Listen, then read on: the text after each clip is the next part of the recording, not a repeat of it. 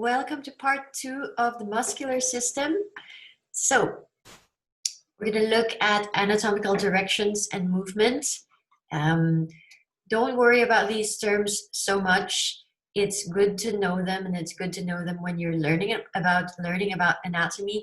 But when you're actually teaching yoga, you have different words that you use, more accessible terms that students will understand. But it's good to familiarize ourselves with these terms anyway as we are talking about anatomy. So when you say anterior or ventral, it would be the front of the body or the stomach part, the stomach part of the body. Posterior or dorsal would be the back part of the body. Superior will be up more towards the head, and inferior is lower down towards your feet. So for example, if you're talking about the relationship of the hand and the head, so the head is superior to the hand. And in that same respect, the hand is inferior to the head. Okay. This one is useful, medial and lateral. So you see here a line that cuts across the body. It cuts you in half this way. So everything that is closer to this midline is medial, and further away or towards the outside or towards the periphery is lateral. So your the shoulder is lateral to the heart because it's more towards the outside. The heart is medial to the shoulder. So medial, center, lateral, more outside. Proximal and distal. So again, sort of the same way you use an inferior and superior. So proximal more towards the head and distal more towards the feet. Another useful term, which we've used already when we talked about the deep tissues of your core, the transversus abdominis, we have superficial and deep. So superficial muscles are more on the outside, it's more towards the skin, you can see it. Deeper muscles are more towards your medial line, your axis, or more towards, let's say, your spine. Okay, it's covered by many layers, so it's deeper. Superficial, you can see it from the outside. Cool, let's move on. Anatomical directions and movement. So this one can get a little bit confusing because the terms that we use here in anatomy is different from what we use when we teach yoga. So let's go through it. So just keep in mind that there's terms that you use for teaching and terms that you use for anatomy, and they can be different. So flexion of the arm, which you don't usually say when you teach yoga, you just say lift your arm up. Or extend, you can use extend your arm, but actually this is flexion of the arm, and extension would be this way, right? So, and you see here, I'm going to point with my mouse, flexion from the knee joint of the lower leg, and then extension is this way. Flexion and extension of the head from the cervical spine, and here you have flexion and extension of the upper body from the hips. Think of it like this. When you flex everything, you'll end up going this way and legs out to the back. And when you, when you extend everything, you end up this way. And when you flex everything, you curl up into a small ball. Extend everything, you open up. Okay. So how you use these slides, because you have your own copy of these slides, is to go over them and sort of have the picture of the muscles in your mind and start to get to know their names. It's really helpful to get to know the names. So you have pectoralis minor here, pectoralis major. So these are your chest muscles. Sometimes if you get stuck with the scientific names, just you can just say chest muscles, thigh muscles. That's the beginning, but you know, always keep on adding to your knowledge. Intercostals are these muscles that are in between the ribs. This is really important when you take long deep breaths and when you do full yogic breathing. You are actually using intercostal muscles. You're training the rib cage to expand a little bit. Okay. All right. Rectus abdominis is here. So this would be your table chocolat or your six pack. External obliques and internal obliques, which is more, it's deeper, and the transversus abdominis. Okay. Another way of looking at and studying these muscles is when you have a picture of it in your mind, look at where the striations are going. So for example, you see here the rectus abdominis, it's straight up and down, right? So think of that, visualize that, and then visualize what would happen if these muscles contracted. Then that will give you the action of that muscle, right?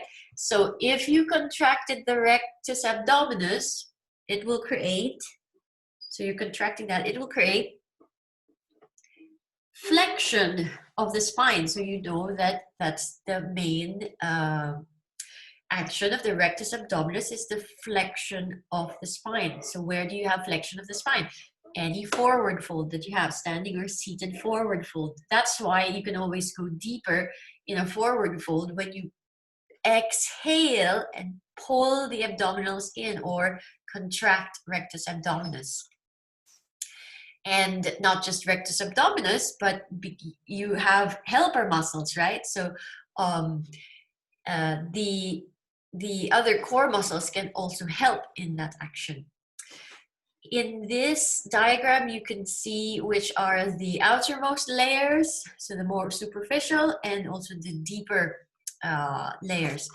Here is a bigger, on your right here is a bigger photo or rendering of the transversus abdominis. And it's really the biggest muscle within the, when you're talking about the muscles of the core or the muscles of your abdominals.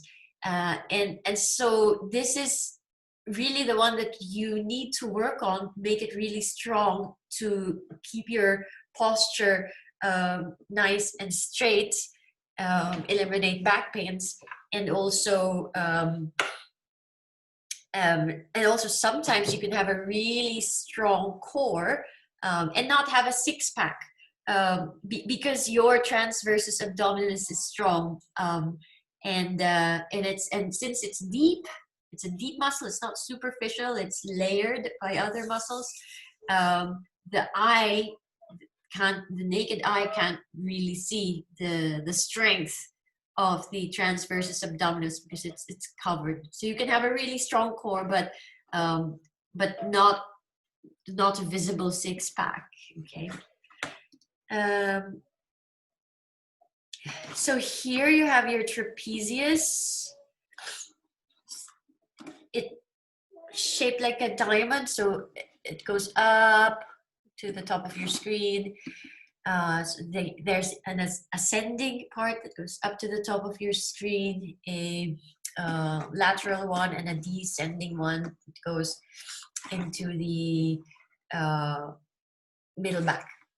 Infraspinatus, teres minor, and teres major. You can see by the striations, okay, where these lines are going, how the lines just visualizing how the angle of the lines, how they're going, that they are synergist muscles, which means they help each other do the same action. Okay, so again, visualize the striations or where the lines are going. Visualize what happens when these muscles contract, and that will tell you what action it does, right? So I'm doing this action. Where do you see this action?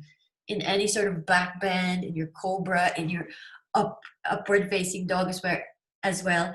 Any yoga pose where you're pushing your chest forward and pulling your shoulders back. Okay, trying to create flexion in the upper part of the spine. So that's what you do with all of the muscles of the body. Just look, get familiar with their names, get familiar with where the striations are, and then experiment. Think about what happens, what happens when that muscle contracts, okay? And then that's how it can help you in your yoga practice as well. So let's say you want to improve your back bend.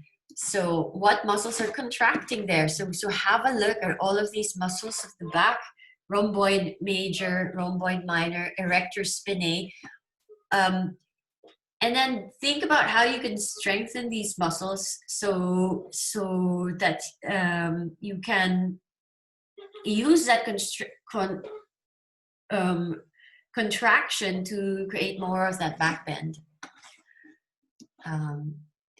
Of course, if you remember the lecture on the bones, your muscles can only take you so far.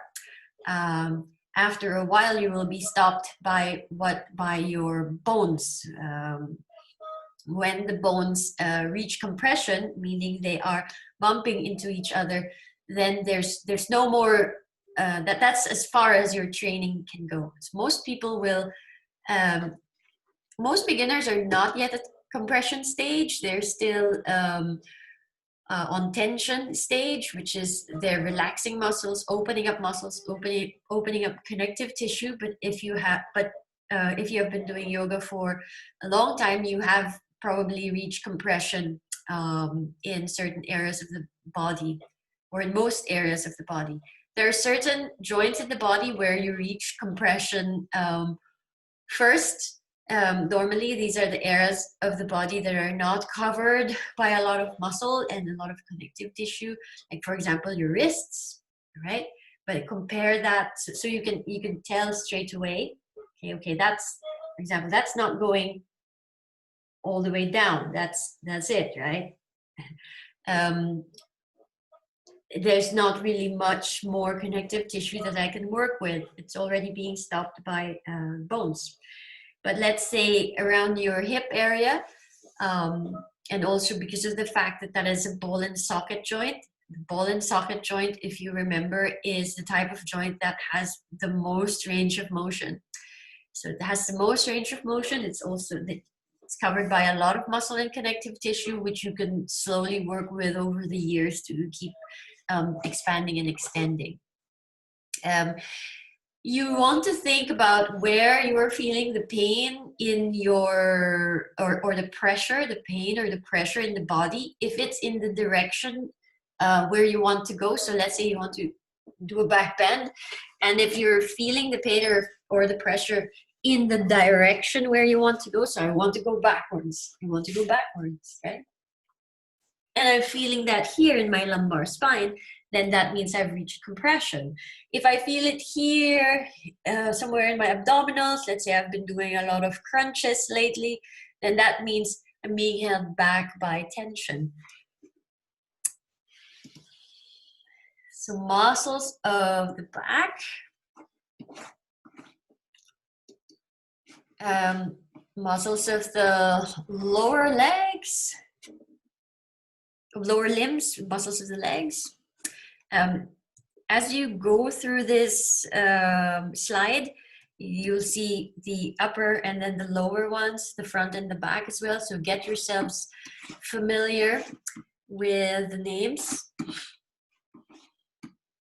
And then again, think about, start to think about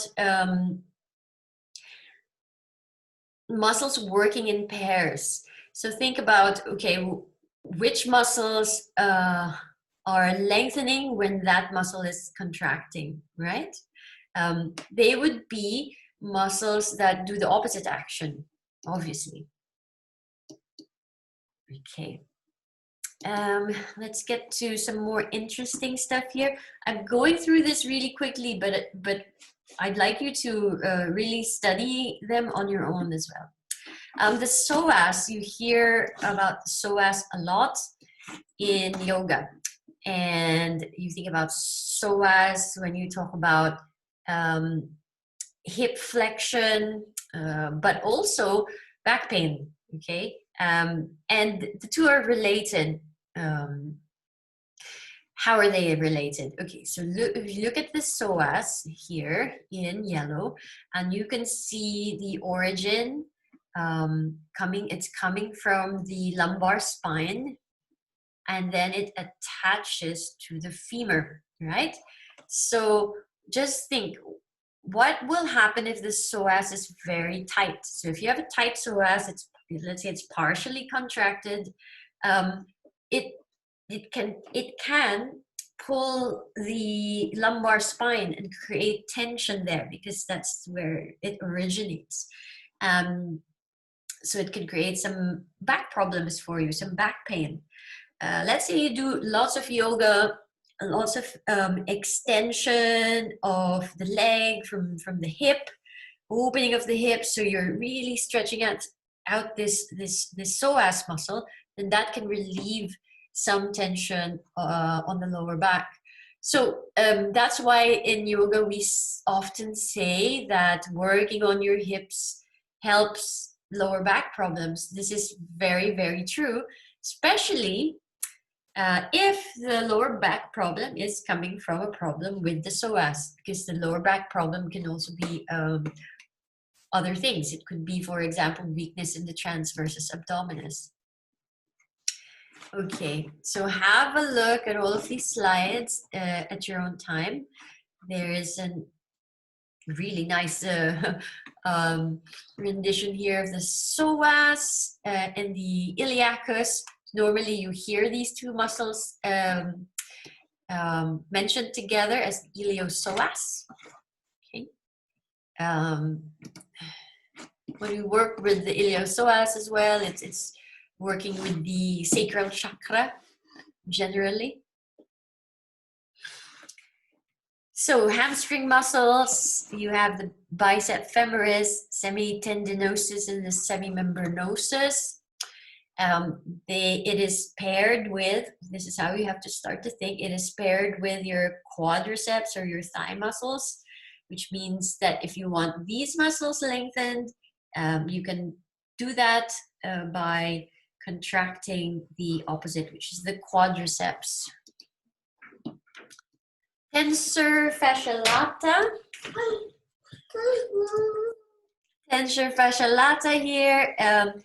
This, I've got somebody here who wants to say hi. Come say hi.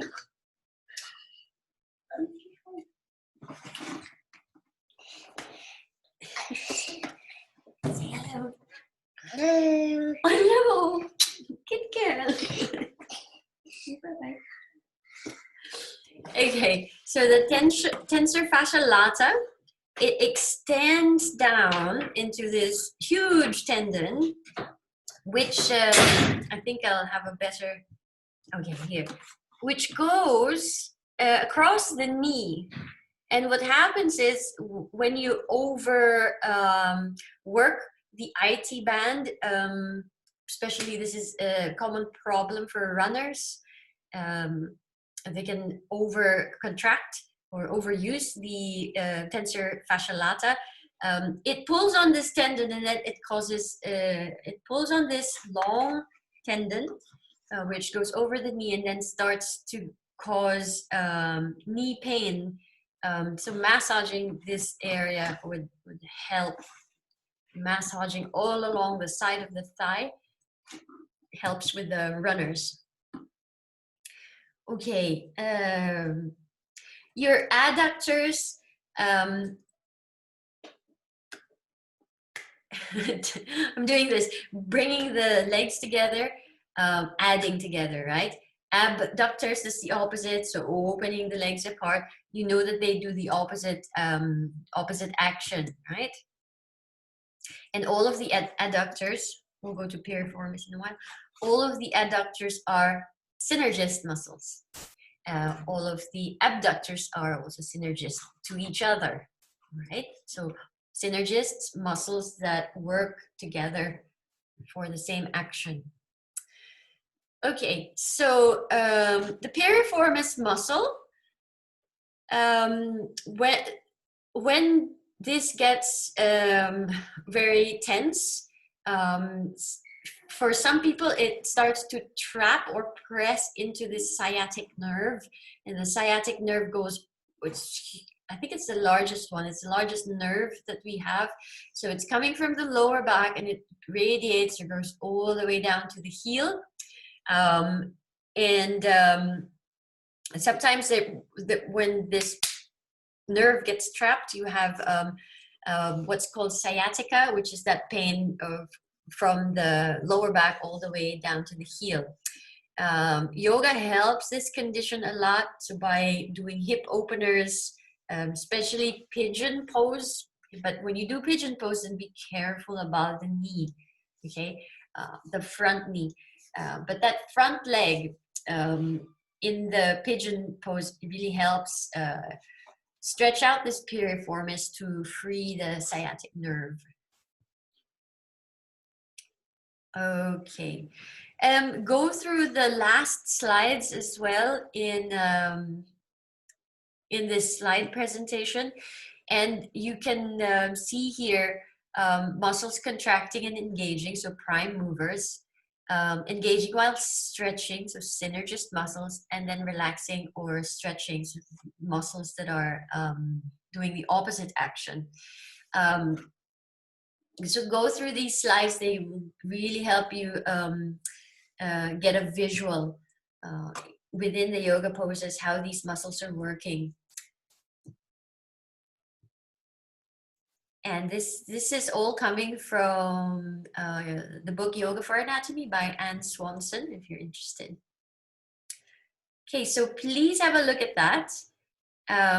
So that when you start doing your yoga poses, you want to start utilizing more muscles, more muscle contraction to create the lengthening of the opposite muscles. So for example, here in your locust pose, you can also think also in the same way like cobra, if the hands were down doing cobra, utilizing all of these muscles in red to stretch out the front muscles, right?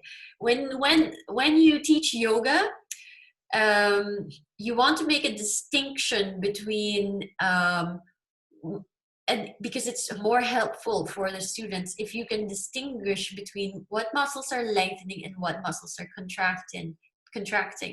Often I just hear teachers say, you should, okay, let's do this pose. You should feel it here. You should feel it there. But you have to be more specific.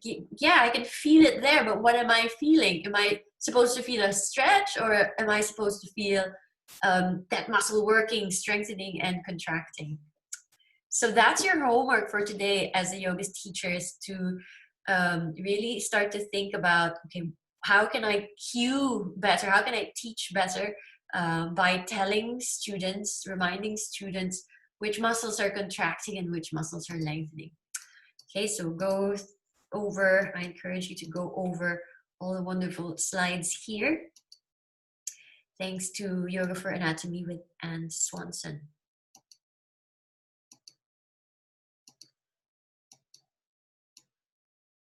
Sorry, Science of Yoga by Anne Swanson. There it is at the bottom of the screen. Merci beaucoup, and thank you very much for watching, and I hope to see you for the next lecture. Stay safe. Much love. Bye.